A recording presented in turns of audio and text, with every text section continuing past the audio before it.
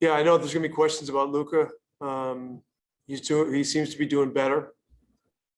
So that's good news. I don't know, I'm not sure how much better, but he's definitely better. And Maxi's doing okay, kind of on their usual in between game regimen. But I expect both of those guys to play. All right, we'll start with some questions. Tim McMahon, go ahead. Rick, you're right. I was going to ask about Luka, but I'll ask about defending the small lineups. Is it a matter? Are there personnel changes that you make? Are there scheme changes? Is it a matter of executing better? How do you deal with something that that's obviously giving you some trouble? Yeah, I think Kawhi Leonard had 18 points in transition in Game 4, and it may have even been 18 in the first half. So they were playing significantly faster, and so our offense needs to be more mindful of being in the correct positions when the shot goes up. That's one thing. And we just got to sit down and guard better. I mean, it's a big challenge. Their two star players are really attacking, and their support guys are very, very good. And so it's a big challenge. All right, Kelly Kaplan. Hey, Rick, curious. I don't know if we've. She just froze. Oh, crap. Is that all right? We can hear you now. Yeah, okay. How did Luka's neck pain start? I don't know if we've confirmed that yet. I'm assuming that he either got hit and wrenched it, or that he fell and wrenched it. I don't know the exact origin of the injury. I just know it was very, very painful. But he's done a little better and a little better each day, and so this 2 days I think has helped. But again, I don't know if he's 80%, if he's 85, if he's 75. That would be a question you'd have to ask him.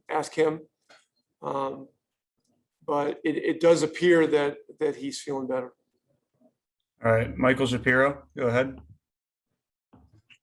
Hey, Rick. Going up against Rajon Rondo, what kind of challenges does he pose to you guys at either end, and how do you think he's impacted this series thus far? Yeah, he's been terrific. It's very evident that he's impacted the series in many ways. I think his leadership presence, his experience, he just has great knowledge of the game. He's been involved in some situations where they, like the run in Game 3. He was very, very good during that stretch. And look, he's turned into a very good 3-point shooter. He's a plus 40% shooter.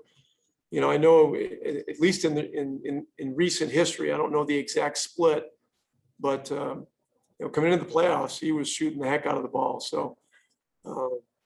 He's been a major factor, and not surprising in the least. All right, we'll go to Kevin Gray. Kevin, go ahead. Kevin Gray, 105 through the Fan. Rick, this team and the Clippers has scored 150 points in the paint since Game 2. What have you seen rotationally, defensively, that you'll look to improve and try to dictate matchups based on personnel to have the Clippers adjust to you guys versus the other way around? Yeah, again, we've got to take away the wide gaps. We've got to get back. Well, we got to get back quicker. That's the first thing.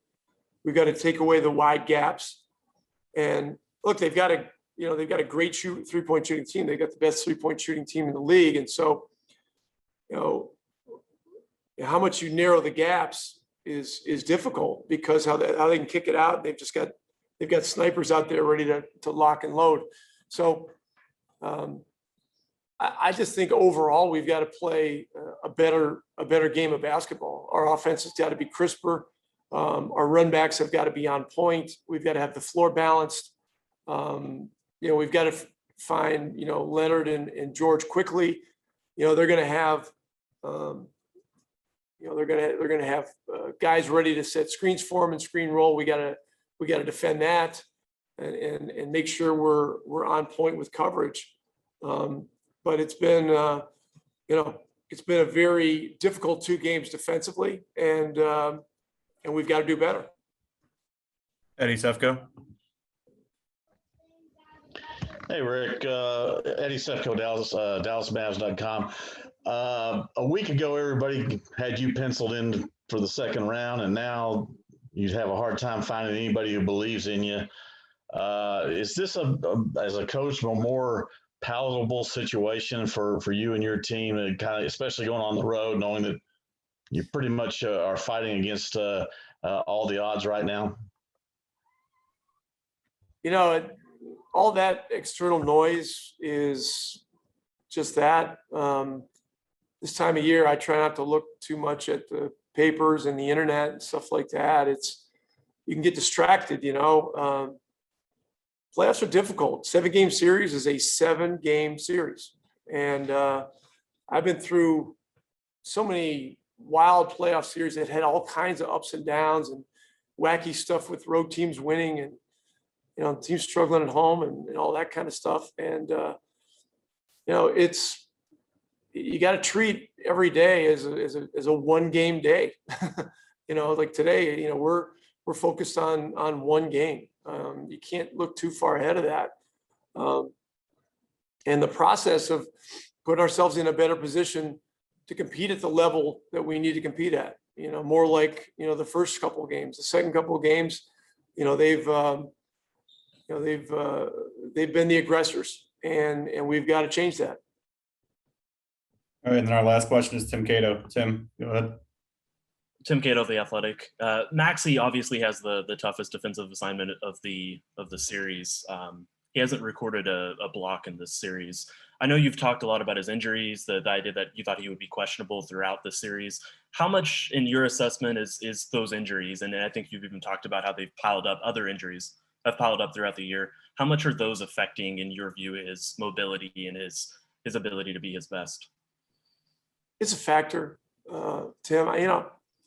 I really feel like this has just been a year where he's just been up against it the entire time.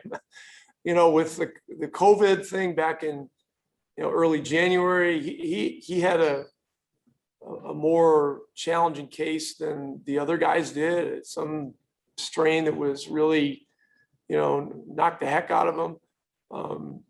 Coming back from that is you don't just walk out and start playing and you're okay. It takes weeks to feel better.